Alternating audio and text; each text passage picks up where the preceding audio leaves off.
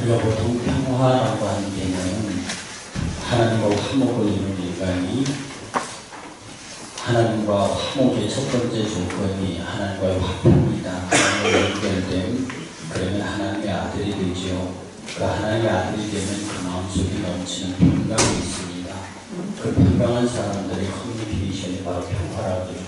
이렇게 연결되는 과정에서 평화는 사람과 사람을 연결시키고 그 다음에 집단과 집단을 연결시키고 그래서 지구촌을 만들 수 있는 그리스도 교회의 그 연합체의 개념입니다. 이것은 그 연합된 그 통일체 개념입니다. 연합은 분리시킬 수도 있고 나눌 수 있지만 이 통일체는 나무와 잎이 분리되는 개체가 죽어버리듯이 이런 유기체로서의 통일체 이것을 만들 수 있는 사상적 배경이 바로 평화입니다.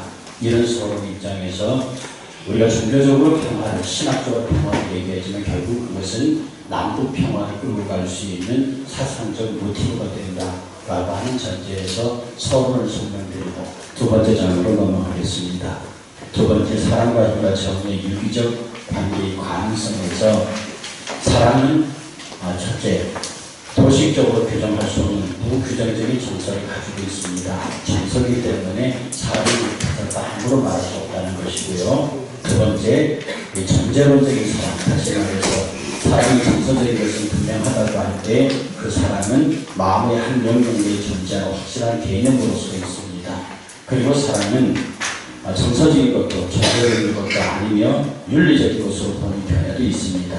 이런 유대교, 기독교 등에서 나타나는 표현 중에서 너는 뭐 해야 한다. 이 칸트가 정언 명령이라고 했죠. 이렇게 명령으로서의 사랑의 개념도 있습니다. 그래서 저는 지금 이 평화를 사랑과 힘과 정의의 유기적 관계로 봅니다. 평화는 사랑과 힘과 정의가 유기적으로 이루어질 때에 비로소 평화가 유지해진다는 면에서 첫 번째 사랑의 개념을 짚었고요. 두 번째 힘이라고 하는 것은 사회적인 개념입니다. 그러니 사회적인 힘의 개념이 어떻게 물리적인 힘과 연결되느냐에 대한 문제는 강제성에 있습니다. 힘은 강제성인데 그래서 이 강제성이 어떻게 우리 가운데 실현되느냐 하는 문제가 힘이 이렇게 쓰일 수도 있고 저렇게 쓰일 수도 있다. 그러나 힘의 정의는 사회적 힘의 정의는 강제성, 물리적 힘의 정의도 강제성. 그래서 강제성이 사회적으로 어떻게 구현되느냐에 따라서 힘의 모양이 달라진다. 그 다음에 정의가 뭐냐? 정의는 분배적 정의와 시정적 정의에 대한 아리스토텔레스 얘기입니다. 분배적 정의라고 하는 것은 그 사람이 당연히 그런 입장에서 가져야 할 것과 가지지 못할 것을 구별해서 주는 것이고 시정적 정의는 약간의 형벌적 정의가 있습니다. 네가 그렇게 했기 때문에 이렇게 해라. 이렇게 해서 정의라는 개념이 두 가지로 서는데 그 다음 페이지 세 번째 사랑과 힘과 정의의 유기적 삼각구조에 가면 사랑과 힘의 관계에서는 사랑과 힘의 관계를 구조적으로 정의하게 되면 사랑이란 힘의 단연 혹은 사랑, 힘은 사랑의 표정으로 파악하는 것이 가장 정답인 것으로 되어 있습니다. 그래서 사랑과 힘이 서로 배척할 수도 있지만 서로가 유기적으로 결합되어야만 그러므로 사랑과 힘이 마주치면서 생기는 사회윤리의 문제들은 대단히 중요한 것입니다. 힘이 단순히 불신으로 보이고 사랑이 감정적 성질로 대치되는 것으로 이해되는 한 건전한 사회윤리는 형성할 수 없습니다. 그래서 사랑과 힘이 서로 공존할 수 있는 패러다임이 있어야 하고요. 두 번째 사랑과 정의의 개념에 가보면 일반적으로 사랑은 정의를 초월해 존재하는 것이라고 이해합니다. 그리고 사람들은 정의란 법적으로 어떤 것을 주장할 수 있는 사람들에게 그러한 정당한 요구대로 그 몫을 분배하는 것이라고 말합니다. 반면 사랑은 그들 중 한 사람을 설득시켜 그 권리를 선한 의미에서 포기하게 다른 사람에게 양도하게 할 수 있는 것이라고도 이해합니다. 그러나 어쨌든 이 사랑의 개념도 예를 들어서 내가 당신의 범죄 행위를 알고 있어. 그리고 정의의 요청을 따라 당신을 재판에 회부해야 되겠지만 나는 그리스도의 사랑으로서 당신을 그냥 보내오 라고 했을 때 이것은 표면적으로는 대단히 그리스도의 사랑을 실천하는 것처럼 보이지만 하나의 위장된 거짓 사랑의 관대성에 불과한 겁니다.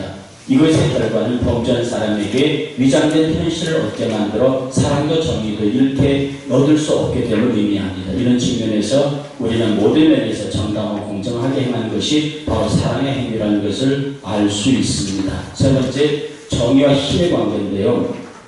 정의와 힘의 관계 측면에서 정의에 대한 법적 질서의 관계, 그리고 힘에 대한 법과 질서의 관계를 논의할 때 그 관계들 사이에서 오는 혼동 역시 작은 것은 아닙니다.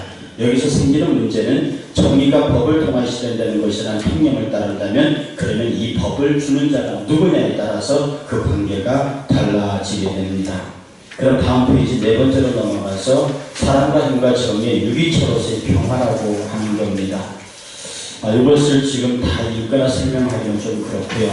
결국 이 사랑과 힘과 정의가 유기적 관계라고 하는 것은 머리와 이 지체의 관계입니다. 이거 잘라버리면 손도 죽고 몸도 상하는 것이거든요. 그래서 사랑과 힘과 정의가 유기적으로 결합되어 있는 그런 형태. 그 페이지 맨 밑에 보면 이런 표현이 있습니다. 이 세 개념의 신적 요소와 관계되어 있어 우리의 삶 속에 상징적으로 엎어진 신의 궁극적 형상으로 보는 것이 세 개념의 궁극적인 통일체로 되어 있다고 본다는 뜻이다. 통일체는 결합체와 다르다. 우리는 결합을 말할 때 언제든지 여건과 상황의 변화에 따라 분리 가능성을 배제할 수 없고 실제로 분리되는 것을 막을 수도 없습니다. 그러나 통일체의 개념은 일관된 조직의 유기성으로 인해서 분리할 수 없습니다. 나무에게서 뿌리와 줄기 그리고 잎은 유기적 통일체로서 분리 그 자체는 개체의 종말을 의미하는 것입니다. 그래서 사랑과 힘과 정의가 서로 유기적으로 상하지 아니하고 결합될 수 있는 구조, 바로 이것이 평화가 형성되는 구조라고 하는 겁니다. 그러면 우리가 논의하고자 하는 한반도 평화 문제로 넘어오면 지금 우리 한반도는 해양 세력과 대륙 세력의 각축장인데 역사적으로 그랬습니다. 해양 세력은 하면 일본과 미국으로 형성되는 태평양 이쪽의 세력들이고 대륙 세력은 러시아, 중국 이쪽 세력들입니다. 그 각축장이 우리 한반도였는데 여기에서 우리 한반도가 평화의 장으로 지켜지는 데 있어서는 바로 여기에 관련되는 제국들이 사랑과 힘과 정의의 평화로 이 세계 유기적 구조가 이루어질 수 있도록 교회가, 각국에 있는 교회가 그 나라의 외교 정책이 이 평화 유기적 구조가 정착될 수 있도록 노력해야 한다는 뜻입니다. 그래서 우리 한반도가 한때는 영세 중립국으로서 스위스 모델이 제시됐는데 그게 흐지부지 되고 말았습니다. 그러나 지금 제 입장에서는 그런 군대를 보유하고 있지만 전쟁하지 않는 나라, 군대를 보유하고 있지만 강력한 방어력을 구축한 나라의 입장에서 이 대륙 세력과 해양 세력의 각축장 사이에서 그런 평화 중립지대를 형성할 수 있는 방안을 교회가 찾아야 하는데 이 교회가 지금은 교회가 아무 힘이 없는 것 같아도 제국들 사이에 있는 교회들의 역할이 바로 이런 논지를 가지고 제국의 지도자들을 설득할 수 있고 각국의 외교 정책에 어떤 영향력을 줄 수 있지 않을까. 왜냐하면 2년의 정책에 선행합니다. 지금 우리나라 정부가 2년도 논쟁을 많이 받죠. 왜냐하면 2년이 있으면 그 2년이 정책을 선행하는데 오늘 우리나라의 지도자들이 미영 중소의 주변의 지도자들에게 이런 평화의 도식이 그들에게 전달될 수 있도록 교회가 힘을 가져야 한다는 겁니다. 그래서 한반도의 유기적 평화가 실현돼야 하고요. 이 실현되는 방법 속에 우리가 교회가 일정한 역할을 해야만 합니다. 이 역할의 가능성은 첫째, 평화의 개념들에 대한 본질적인 일치, 둘째, 평화의 개념들의 실천에 대한 자유, 그리고 셋째, 실천 방법의 자유라는 차이에도 불구하고 서로의 이해와 협력, 이것을 찾아낼 수 있어야 합니다. 그리고 어떤 면에서 지금 북한을 일방적으로 고립으로 몰아넣는 것은 평화의 개념에서 볼 때는 옳은 일은 아닙니다.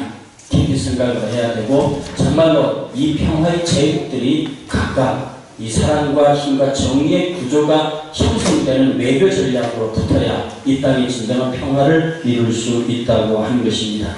결국 평화는 사랑과 힘과 정의의 유기적 관계가 균형을 이룰 때 오는 것입니다. 이 역할을 다른 나라는 모르겠고 우리 한국에서만이라도 그래도 아직은 힘이 남아있는 한국교회가 진정으로 정의가 무엇이고 사랑이 무엇이고 힘이 무엇인지를 보이고 그것이 유기적으로 서로 상하지 않고 유기체로서 교회가 성장해야만 통일 이후에 한국 땅에도 통일 이후에 한국교회도 자리가 있지 않을까 그렇게 생각을 합니다. 사랑과 힘과 정의의 유기체적인 모습으로서의 교회, 그런 영향력이 국가 정책에 반영될 수 있는 이념화, 이 이념화를 통해서 정책으로 나타나고 이것이 외교적인 노릇으로 나타나서 다른 나라들, 우리 한반도를 중심으로 엮여있는 제국들이 바로 이 일에 비로소 그런 개념을 가질 때 한반도는 더 이상 각국의 이익에 가축장이 되지 아니하고 평화지대, 강한 이 땅의 동아시아의 전쟁을 막을 수 있는 중립지도로 남을 수 있는